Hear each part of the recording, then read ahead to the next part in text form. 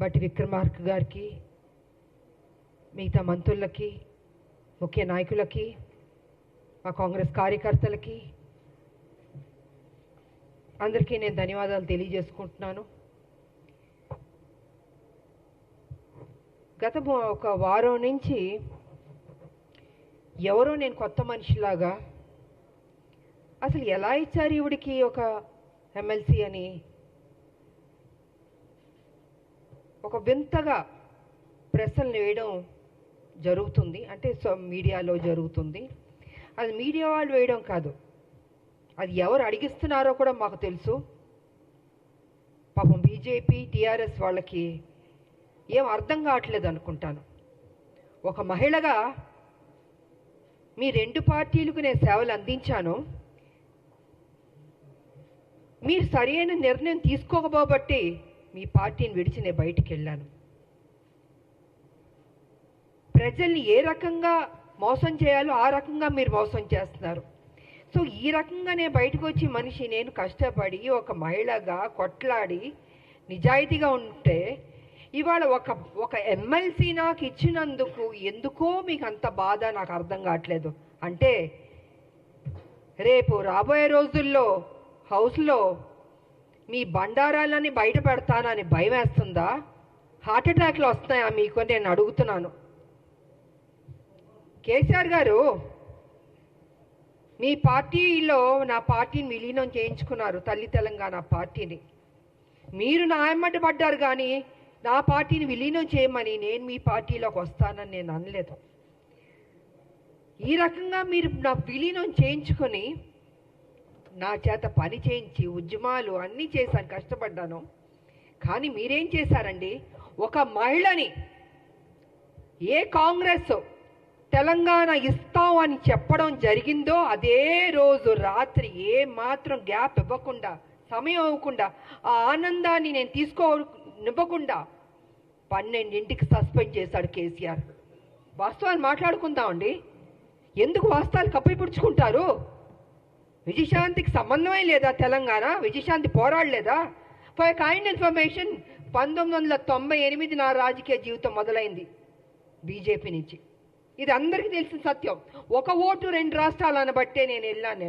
కానీ వాళ్ళు నిలబెట్టుకోలేదు. అందుకే బయటకు వచ్చి తల్లి తెలంగాణ పార్టీ నడిపించాను. నేను ఒక మహిళగా ఆల్మోస్ట్ 4.5 to 5 years నేను ఉద్యమాలు చేశాను. అప్పుడు కేసీఆర్ గారు ఎక్కడున్నారంటే ఆయన టీడీపీలో ఉన్నారు.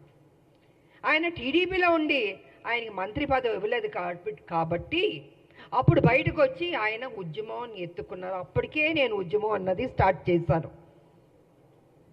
ఇది తెలుసుకోవాలండి. కొంచెం వెనక్కి వెళ్ళి, బహుశా అందరికీ తెలుసు కానీ తెలియనట్టు నటిస్తుంటారు. అంటే ఒక బురద జల్లడం కేసీఆర్ ఒక్కడే కాదండి, ఆయన సొత్తు కాదు తెలంగాణ. 1200 మంది చనిపోయారు తెలంగాణలో. ఎంతోమంది త్యాగం చేశారు, ఎంతోమంది కొట్లాడారు. దాంట్లో ఒక ఆడబిడ్డగా నా వంతు నేను కృషి చేశాను. నేను అలాంటిది ఈరోజు ఒక ఎమ్మెల్సీ వచ్చినందుకు ఎలా వచ్చింది, ఎందుకు ఇచ్చారు, ఏం చేశారు, ఆవిడ అక్కడ ఏంటంటే ప్రశ్నలు. తెలంగాణ పార్లమెంట్లో 2 ఎంపీలు వెళ్ళారు కదా, 2 వెళ్ళినప్పుడు కొట్లాడుతున్నప్పుడు కేసీఆర్ ఎందుకు ఎగ్జిట్ అయిపోయాడండి? చివరిదాకా ఉంది. ఆ రోజు మా ఎంపీలు, కాంగ్రెస్ ఎంపీలు అందరూ ఉన్నాం, పెప్పర్ స్ప్రేలు కొట్టారు.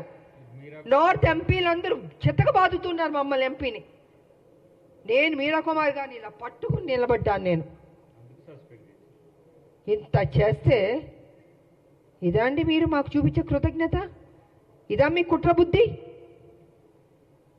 అంటే మీకు బడుగు బలహీన వర్గాలంటే నచ్చదు దొర, మీ దొర బుద్ధి ఏదో చూపించుకుంటున్నారు. అందుకే నిన్ను దొర అంటున్నాను నేను. బడుగు బలహీన వర్గాలకి గౌరవం ఇవ్వడం నేర్చుకోండి. అదే బడుగు బలహీన వర్గాలు బీసీ కానీ, ఎస్సీ కానీ, ఎస్టీ కానీ, మైనార్టీ కానీ లేకపోతే మీరు ఈరోజు ఈ పొజిషన్లో ఎక్కడ ఎలాగుంటారు?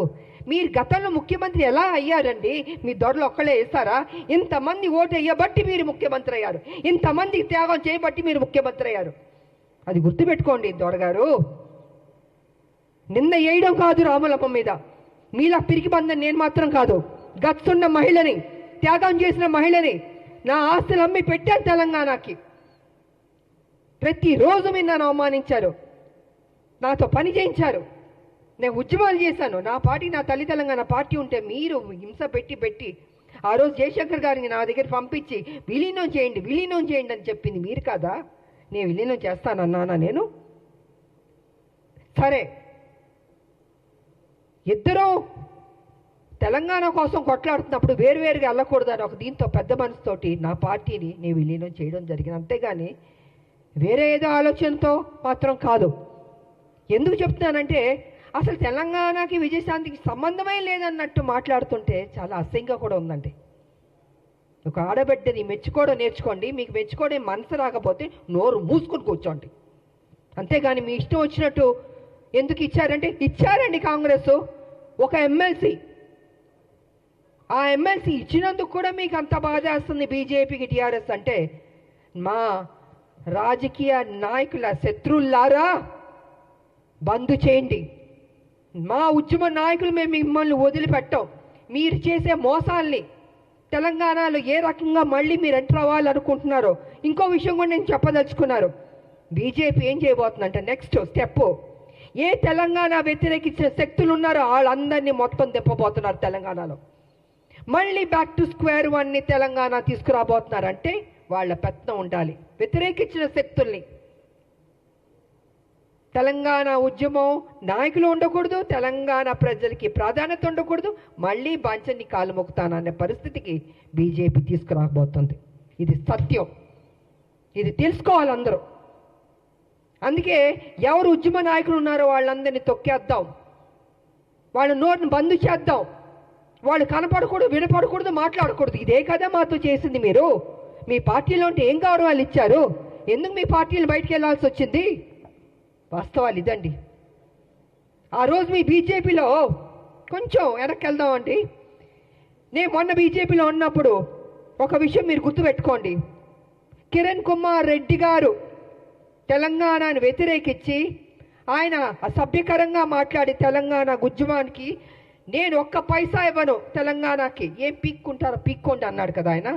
అలాంటి ఆయన్ని, తెలంగాణకు వ్యతిరేకున్న మనిషిని మొన్న బీజేపీలోకి ఎంటర్ అవుతే నాకు నిజంగా ఉండబుద్ధి అవ్వలేదు. ఆ స్టేజ్ మీద నేను వాకౌట్ అయిపోయి వెళ్ళిపోయాను. నేను ఎవరంటే కిషన్ రెడ్డి గారి ఫ్రెండ్ ఆయన.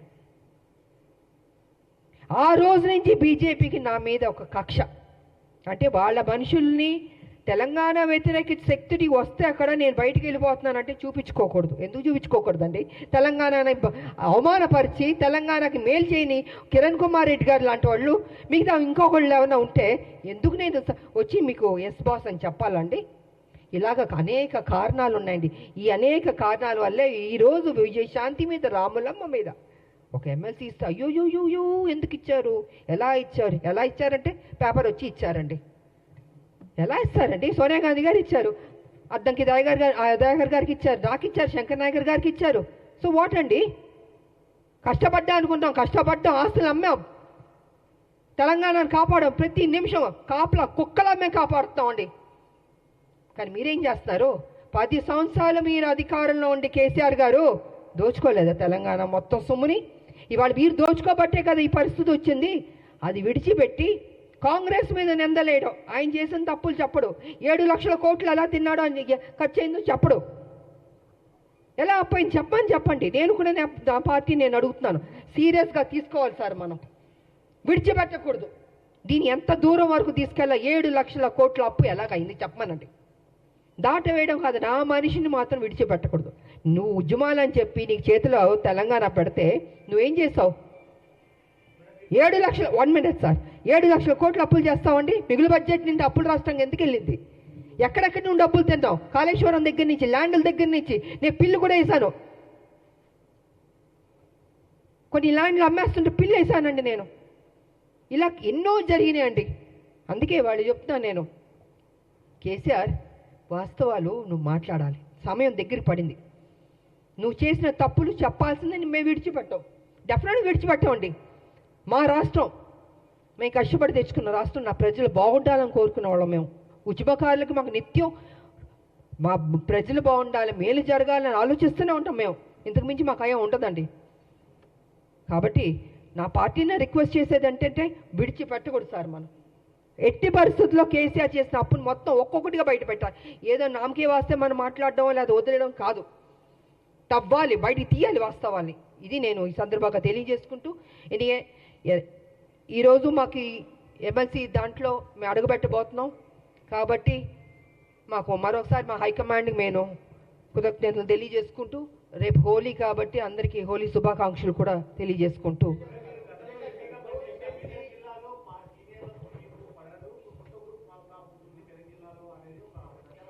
నేను చెప్పనండి, కేసీఆర్ గారు అక్కడ వాళ్ళ ఎంపీలు ఉన్నారు, వాళ్ళ ఎమ్మెల్యేలు కూడా కొంతమంది ఉన్నారు కదండి.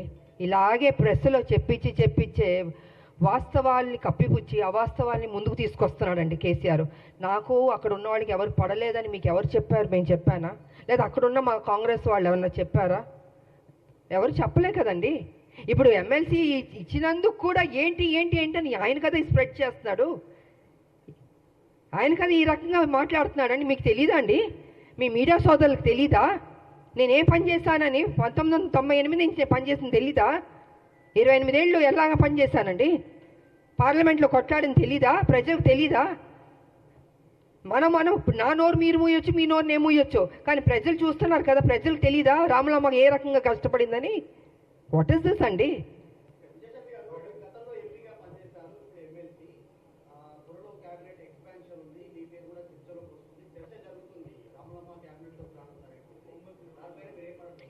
సార్ నాకు అది తెలియదండి, నాకు నిజంగా తెలీదు. నాకు హైకమాండ్ ఈ బాధ్యత ఇచ్చింది. మా ముఖ్యమంత్రి గారు కావచ్చు, మహేష్ కుమార్ గౌడ్ గారు కావచ్చు, ఇంతమంది ఎంతో ఆప్యాయతగా నన్ను పార్టీలో ఆహ్వానించారు, నాకు ఈ బాధ్యత ఇచ్చారు. డెఫినెట్గా నేను పనిచేయడం అండి, ఇన్ని సంవత్సరాలు నేను పనిచేస్తూనే ఉన్నాను తెలంగాణకి. ఇది ఒక బాధ్యత, ఇది ఒక నాకు ఉద్యోగం అనుకుంటున్నానండి, వేరే ఇంక నేనేం అనుకోవట్లేదు. ఈ ఉద్యోగానికి ప్రతిపక్షాల నోర్లు ముయించాలి, వాళ్ళు చేసిన తప్పుల్ని ప్రజలకు తెలియజేయాలి, ఏ రకంగా లూటీ చేశారో అది బట్టబయలు చేయాలన్నదే నేను కోరుకుంటున్నాను. అంతకంటే నా మైండ్లో ఏమీ లేదు, అసలు నా మైండ్లో ఏ ఆలోచన లేదు, అసలు ఇది కూడా ఆలోచన లేదు. అన్నీ ఒక్కొక్క బ్రేకింగ్ న్యూస్లో వస్తుంటే నేనే చూస్తూ ఉన్నాను, మీతో పాటు నేను చూస్తున్నాను. నేను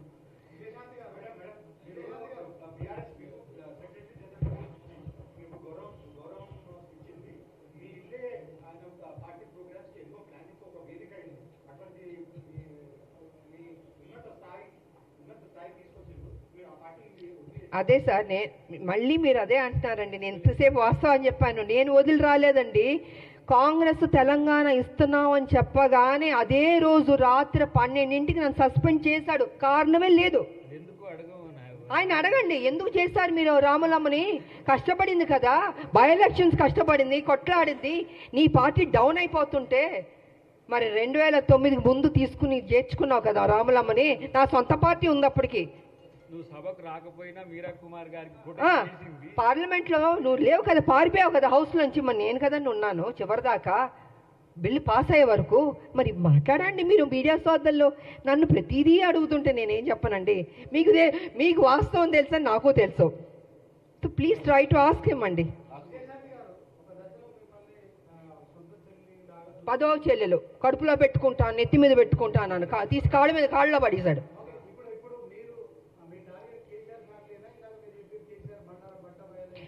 అవునండి, ఇప్పుడు కాదు సార్ నేను అంటుంది, కేసీఆర్కి బాధ్యత లేదండి. డబ్బు తిన్నాడు కదా, 1,00,000 కోట్లు, లక్ష లేని వాడు 1,00,000 కోట్లు తిన్నాడని గతంలో చెప్పాను. గత 6-7 సంవత్సరాల నుంచి 5 లక్షల కోట్లు అప్పుకి వెళ్తుంటే 5 లక్షలు కాదు బాబో 7 లక్షలకి వెళ్ళింది అడగండి అంటే ఇవాళ లెక్క తీస్తే 7 లక్షల కోట్లకి వెళ్ళిపోయింది అప్పు. మరి చెప్పాలా చెప్పకూడదండి? ఆయన చేసిన తప్పుని చెప్పకుండా ఎంతసేపు కాంగ్రెస్ని పుచ్చుకుని మీరు తప్పు చేస్తారు ఏం చేస్తావు? నువ్వు చేయబట్టి తప్పే కదా, నువ్వు చేయబట్టి అప్పే కదండి. ఇవాళ అవస్థ పడుతున్నారు, ప్రతిదానికి ఇబ్బంది అవుతుందండి. జీతాలు ఇవ్వనా ఇబ్బంది, స్కీమ్స్కి ఇవ్వాల డబ్బులు ఇవ్వాలన్న ఇబ్బంది, ఎన్ని ఇబ్బందులు ఉన్నాయండి బికాస్ కేసీఆర్ వల్లది. నేను అదే చెప్తా. ఒక్క నిమిషం సార్, అలాంటి వ్యక్తిని నువ్వు సమాధానం చెప్పాలి, విడిచిపెట్టవు. మీరు అసెంబ్లీకి ఎందుకు రావట్లేదండి? ఎందుకు రావట్లేదు నేను అడుగుతున్నాను. మీకు ఓటు వేశారు కదా, మిమ్మల్ని గెలిపించారు కదా, మీరు అపోజిషన్ లీడర్లో కూర్చోరా?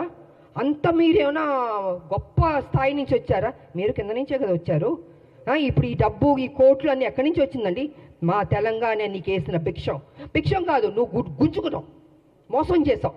సో కాబట్టి నేనేమంటున్నానంటే నువ్వు రా, అసెంబ్లీకి రా, కూర్చో.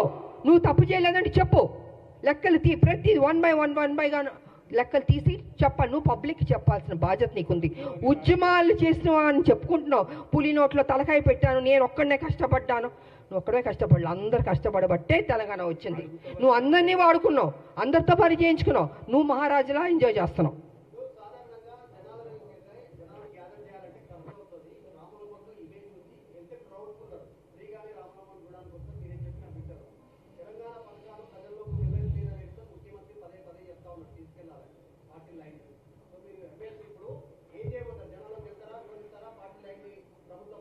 ఏమండి కాదండి, ఇన్ని సంవత్సరాల నుంచి మేము ప్రజల్లోనే ఉన్నామండి. కేసీఆర్ లాగా ఏసీ రూమ్లో పడుకోలేదు. కింద నుంచే మేము వచ్చాం, అరెస్టులు అయ్యాం, జైల్లో కూర్చున్నాం, ఆస్తులు అమ్మాం. ఆయనలాగా డబ్బు తిన్నింది కాదండి మేము. మా డబ్బు మేము కష్టపడి సంపాదించిన డబ్బు పెట్టామండి. నేను ఎందుకు నా ప్రజలు అనుకున్నాను. నేను ప్రజల్ని ప్రేమించాను, కానీ కేసీఆర్ ఇప్పుడు ప్రజల్ని ప్రేమించలేదు. ప్రజల దగ్గర దోచుకుందాం, ఉద్యమం పేరు చెప్పి అనేది చేసుకున్నాడు. అదే జరిగింది ఇవాళ. నేను రాను, అయ్యో మా నాన్న రాడు, అసెంబ్లీకి ఎందుకు రాడంటున్నా, నేను రా అంటే భయమా? అప్పుడు తప్పు చేసావనే కదా నువ్వు. అవునా కాదా చెప్పండి సీనియర్, అవునా కాదా? మీరు అడగాలి అన్న. మీరు అడగకపోతే ఎలాగా? సో అడగాలండి. ఎవరి కోసం? ఇప్పుడు అడ్డంకి టైగర్ కోసం, నా కోసం, లేకపోతే మహేష్ కుమార్ గౌడ్ గారి కోసం కాదు. అది ప్రజల దగ్గరికి వచ్చి నువ్వు సమాధానం చెప్పుకోవాల్సిన బాధ్యత నీకుంది. ద్వారా చెప్పకపోతే మేము విడిచిపెట్టాం. సో ఆ విధంగా మేము ప్రజల్లోకి వెళ్తామండి. మాకెందుకు భయం అండి? మేము తప్పు చేస్తే భయపడాలి? వెళ్తాం డెఫినెట్గా. మా పార్టీ ఏం చేస్తుందో, ఏం చేయబోతుందో కూడా చెప్తాను. ఎనీవే థ్యాంక్ యూ అందరికి. మీ అందరికీ హోలీ శుభాకాంక్షలు. Thank you.